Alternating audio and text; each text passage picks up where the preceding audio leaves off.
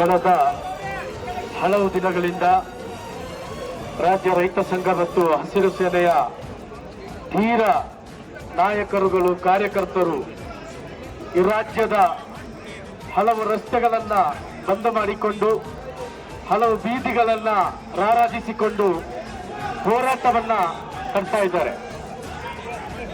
ಬಹುಶಃ ಈ ರೈತರ ಹೋರಾಟ ಅನ್ನುವಂಥದ್ದು ಕರ್ನಾಟಕದ ಮಣ್ಣಿಗೆ ನಿನ್ನೆ ಮೊನ್ನೆಯದಲ್ಲ.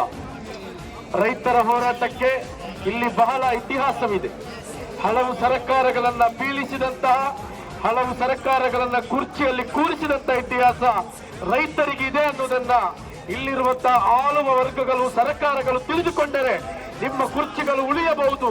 ಅದು ಬಿಟ್ಟು ರೈತರ ವಿಚಾರಗಳನ್ನ, ಬೇಡಿಕೆಗಳನ್ನ ಪರಿಗಣಿಸದೆ ಇದೇ ರೀತಿ ಮುಂದುವರಿಯುವುದಾದ್ರೆ ರೈತರು ಇನ್ನಷ್ಟು ಶಕ್ತಿಯಾಗಿ ಹೊರಹೊಮ್ಮಲಿಕ್ಕಿದ್ದಾರೆ.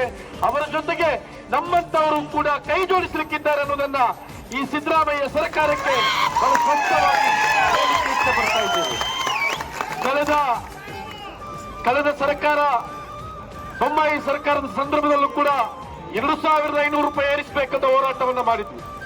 ಆ ಸಂದರ್ಭದಲ್ಲಿ ಮಿನಿಸ್ಟರ್ ಆಗಿದ್ದಂತವರು ನೀರಾಣಿಯವರು, ಈ ಸಂದರ್ಭದಲ್ಲಿ ಎಂ ಬಿ ಪಾಟೀಲ್ ರವರಿದ್ದಾರೆ. ಇವರಲ್ಲಿ ನಾವು ಹೇಳ್ತಾ ಇರುವಂತಹದ್ದು, ಇಲ್ಲಿರುವಂತಹ ಶುಗರ್ ಕಂಪನಿಗಳ ಯಾರು ಮಾಲಕರಿದ್ದಾರೆ ಅವರನ್ನೇ ಮಿನಿಸ್ಟ್ರಿಗಳನ್ನ ಮಾಡಿಕೊಂಡು, ಸಚಿವರನ್ನಾಗಿ ಮಾಡಿಕೊಂಡು ಅವರು ರೈತರ ಪರವಾಗಿದ್ದಾರೆ, ಕಬ್ಬು ಬೆಳೆಗಾರರ ಪರವಾಗಿರ್ತಾರೆ ಅನ್ನೋದನ್ನ ಹೇಗೆ ಸ್ವಾಮಿ ನಾವು ನಂಬುವುದು? ಇವತ್ತು ಸಿದ್ದರಾಮಯ್ಯರವರು ಸಚಿವ ಸಂಪುಟ ಸಭೆಯನ್ನು ಕರೆದಿದ್ದಾರೆ. ಕಬ್ಬು ಬೆಳೆಗಾರರ ಬೇಡಿಕೆಯನ್ನು ನಾವು ಚರ್ಚೆ ಮಾಡ್ತೇವೆ ಅಂತ ಹೇಳ್ತಾರೆ. ಪ್ರತಿ ಸಂದರ್ಭದಲ್ಲೂ ಕಬ್ಬು ಬೆಳೆಗಾರರ ಬೇಡಿಕೆಯನ್ನು ಚರ್ಚೆ ಮಾಡ್ತೇವೆ ಅಂತ ಹೇಳ್ತಾರೆ ಹೊರತು ನ್ಯಾಯ ಕೊಡ್ಲಿಕ್ಕೆ ಹಿಂದಿನ ಸರ್ಕಾರವಾಗ್ಲಿ ಈಗಿರುವಂತಹ ಸರ್ಕಾರವಾಗ್ಲಿ ಮುಂದೆ ಬರ್ತಾ ಇಲ್ಲ ಅನ್ನೋದನ್ನ ಅರ್ಥ ಮಾಡಿಕೊಳ್ಬೇಕು. ಇದುವರೆಗೆ ಇಲ್ಲಿ ಹಲವಾರು ಕಡೆಗಳಲ್ಲಿ ಪ್ರತಿಭಟನೆ ನಡೀತಾ ಇದೆ. ಈ ಬೆಳಗಾವಿ ಜಿಲ್ಲೆಯ ಶಾಸಕರುಗಳಿಗೆ, ಸಚಿವರುಗಳಿಗೆ ಇನ್ನೂ ಕೂಡ ಪ್ರತಿಭಟನೆಯ ಕಡೆ ಬಂದು ಜನರ ಅಹವಾಲನ್ನು ಸ್ವೀಕರಿಸಲಿಕ್ಕೆ ಸಮಯ ಸಿಗದೇ ಇರುವುದು ಬಹಳ ದುರಂತವಾಗಿ ಕಾಣ್ತಾ ಇದೆ. ಇದೇ ರೀತಿ ಮುಂದುವರಿದ್ರೆ, ಇದೇ ರೀತಿ ಯಾವುದೇ ಪಕ್ಷದಿಂದ ಆರಿಸಿ ಬಂದಿರಲಿ, ಯಾವುದೇ ಪಕ್ಷದ ಶಾಸಕರಾಗಿರಲಿ, ಯಾವುದೇ ಪಕ್ಷದ ನಾಯಕರಾಗಿರಲಿ, ನೀವು ಮೊದಲು ತಿಳಿಬೇಕು, ಇಲ್ಲಿರುವಂತಹ ರೈತರು, ಇಲ್ಲಿರುವಂತಹ ದುಡಿಯುವ ವರ್ಗಗಳು ಆಗಿದೆ ನಿಮ್ಮನ್ನ ಶಾಸಕರಾಗಿ ಮಾಡಿರುವಂತಹದ್ದು, ನಿಮ್ಮನ್ನ ಸಂಸದರಾಗಿ ಮಾಡಿರುವಂತಹದ್ದು. ಇವರ ಕೂಗುಗಳನ್ನು ಕೇಳಲಿಕ್ಕೆ ನಿಮಗೆ ಸಮಯ ಇಲ್ಲದೆ ಹೋದ್ರೆ ಮುಂದಿನ ದಿನಗಳಲ್ಲಿ ನಿಮಗೆ ಓಟು ಹಾಕಬೇಕೋ ಬೇಡವೋ ಎನ್ನುವುದನ್ನ ಇದೇ ರೈತರು ತೀರ್ಮಾನ ಮಾಡ್ತಾರೆ ಅನ್ನೋದನ್ನ ಎಷ್ಟು ಸ್ವಾಮಿ ಕೇಳಿರುವುದು, ಎಷ್ಟು ಯಾವುದೇ ಚರ್ಚೆ ಇಲ್ಲದೆ ಇಲ್ಲಿರುವಂತಹ ಕಾರ್ಪೊರೇಟ್ ಕುಲಗಳಿಗೆ ಕೋಟಿ ಕೋಟಿ ದುಡ್ಡುಗಳನ್ನು ನೀಡಲಿಕ್ಕೆ ಇಲ್ಲಿರುವಂತಹ ಕೇಂದ್ರ ಮತ್ತು ರಾಜ್ಯ ಸರ್ಕಾರಗಳಿಗೆ ಆಗುತ್ತೆ ಅಂತ ಹೇಳಿದ್ರೆ ಯಾಕೆ ಬೆಳೆಯುವ ವರ್ಗಗಳಿಗೆ, ದುಡಿಯುವ ವರ್ಗಗಳಿಗೆ, ಅನ್ನದಾತರಿಗೆ ನ್ಯಾಯ ಕೊಡ್ಲಿಕ್ಕೆ ಇಲ್ಲಿನ ಸರ್ಕಾರಗಳಿಗೆ ಸಾಧ್ಯವಾಗ್ತಾ ಇಲ್ಲ?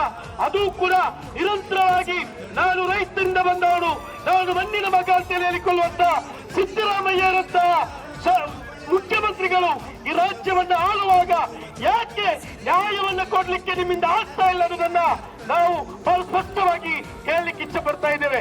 ನಮಗೆ ಮುಕ್ತವಾಗಿ ಹೇಳಲಿಕ್ಕಿರುವಂತಹದ್ದು, ಈ ದೇಶದ ರೈತರು ಒಮ್ಮೆ ಟ್ರ್ಯಾಕ್ಟರ್ ತೆಗೆದುಕೊಂಡು ದೆಹಲಿಯ ಕಡೆಗೆ ಹೋಗಿದ್ದಾರೆ.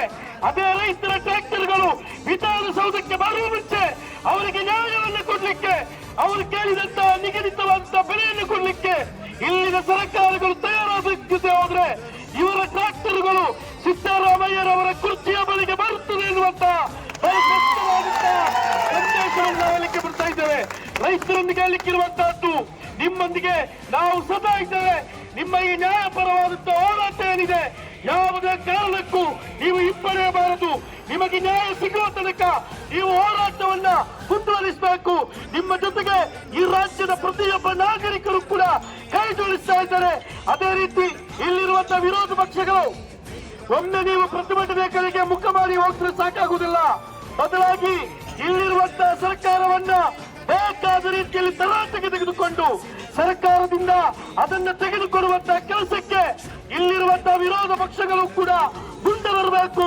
ಅದೇ ರೀತಿಯಲ್ಲಿ ರೈತರಿಗೆ ಸಮಸ್ಯೆ ಬಂದಾಗ ರೈತರು ಮಾತ್ರ ಅಲ್ಲ, ಕರ್ನಾಟಕದಲ್ಲಿ ಬಹಳಷ್ಟು ಚಳವಳಿಗಳಿವೆ, ಕನ್ನಡ ಚಳವಳಿಗಳಿವೆ, ಬಹಳಷ್ಟು ಹೋರಾಟಗಾರರಿದ್ದಾರೆ, ಮಾನವ ಹಕ್ಕು ಹೋರಾಟಗಾರರಿದ್ದಾರೆ, ಬಹಳಷ್ಟು ಚಿಂತಕರಿದ್ದಾರೆ, ಆಕ್ಟಿವಿಸ್ಟ್ಗಳಿದ್ದಾರೆ. ಇವರೆಲ್ಲರಲ್ಲೂ ಕೂಡ ನಾವು ಕೇಳಿಕೊಳ್ತಾ ಇರುವಂತಹದ್ದು ನಾವೆಲ್ಲರೂ ಕೂಡ ಇವತ್ತು ರೈತರೊಂದಿಗೆ ಕೈ ಜೋಡಿಸಿ ರೈತರ ಈ ಹೋರಾಟವನ್ನ ಗೆಲ್ಲಿಸಬೇಕಾಗಿದೆ. ಅವರ ಮುಖದಲ್ಲಿ ನಗುವನ್ನು ಮೂಡಿಸಬೇಕಾಗಿದೆ. ಹಾಗಾಗಿ SDPI social democratic party of India ನಮ್ಮ ರಾಜ್ಯಾಧ್ಯಕ್ಷರು ನಿನ್ನೆ ರಾಜ್ಯಾದ್ಯಂತ ನಡೆಯುತ್ತಾ ಇರುವಂತಹ ಹೋರಾಟಕ್ಕೆ ಬೆಂಬಲವನ್ನು ಸೂಚಿಸಿದ ಕಾರಣಕ್ಕಾಗಿ ನಾನಿಲ್ಲಿಗೆ ಮಂಗಳೂರಿನಿಂದ ಬಂದು ತಲುಪಿದ್ದೇನೆ. ಖಂಡಿತವಾಗಿಯೂ ಈ ಹೋರಾಟದ ಕೊನೆಯವರೆಗೆ ಈ ರೀತಿಯ ಹೋರಾಟಗಳಲ್ಲಿ ನಾವು ಭಾಗವಹಿಸಿ ಬೆಂಬಲವನ್ನು ನೀಡಿ ಇವರಿಗೆ ನ್ಯಾಯ ತೆಗೆದುಕೊಳ್ಳಲಿಕ್ಕೆ ತಯಾರಾಗಿದ್ದೇವೆ ಎನ್ನುವುದನ್ನ ಮಾಧ್ಯಮದ ಮುಖಾಂತರ ಸರ್ಕಾರಕ್ಕೆ ತಿಳಿಸುತ್ತಾ ಈ ಒಂದು ಅವಕಾಶವನ್ನ ಮಾತನಾಡಲಿಕ್ಕೆ ಅವಕಾಶವನ್ನು ನೀಡಿದಂತ ಇಲ್ಲಿನ ಈ ರೈತ ಚಳವಳಿಯ ಹೋರಾಟದ ಎಲ್ಲ ನಾಯಕರಿಗಳಿಗೂ ಕೂಡ ಧನ್ಯವಾದವನ್ನು ಹೇಳಿಕೊಳ್ತಾ ಜೈ ಹಿಂದ್, ಜೈ ಕಿಸಾನ್.